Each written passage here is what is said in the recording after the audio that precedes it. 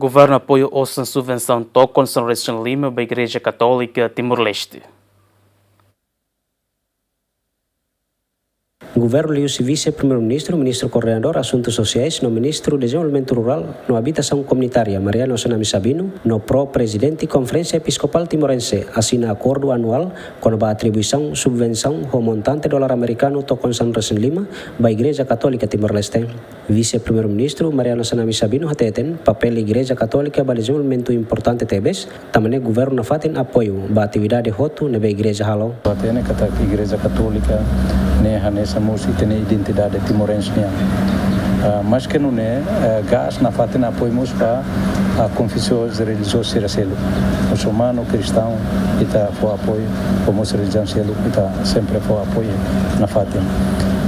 E o todo hatene kata papel Igreja Católica liu ba desenvolvimento humano é importante promover direitos humanos e defende cidadania liu mos ba cidadania bek vulnerável é importante e também maka apoio to mak nebe maka fo ita em katakninya benefício ninya dia na fatin ba ita povo tomak e ita outro label haluha amo papa rasik po mensagem itane uan sira povo maka anesan ricusoin estado niam e tamane papel igreja atu cuidado e atu taumatan e atu fortifica e fortalece instituição sira nebe maka apoio e taumatan pa povo. Dong Virgílio Cardeal do Carmo da Silva SDB hateten, osan subvenção ne se apoio atividade igreja nian, dia infraestrutura, escola no apoio social. E a categoria HAT ne saia nessa prioridade primeiro, agora 40% ne vai a educação.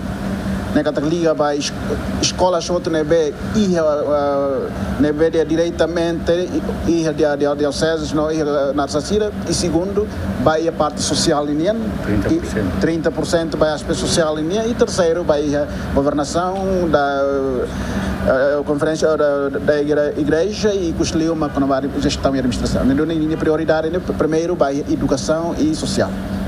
Caráter ruang memang sense prioridade e também contempla que a zona e acordo quadro. Subvenção anual da Conferência Episcopal Timorense ne realiza tuir acordo nebe asina ona e lorong São Resenhat fulan agosto tinang Rio São Resen Lima entre Timor-Leste no Santa Sé nunemos acordo quadro nebe asina e lorong São Resenen fulan junho tinang Rio São Resen Hito entre governo no Conferência Episcopal Timorense nebe prevê contribuição anual ida tuir disponibilidade financeira governian ba atividade ho caráter social educativo no governo eclesial Igreja Católica nian. Equipa cobertura ZMN.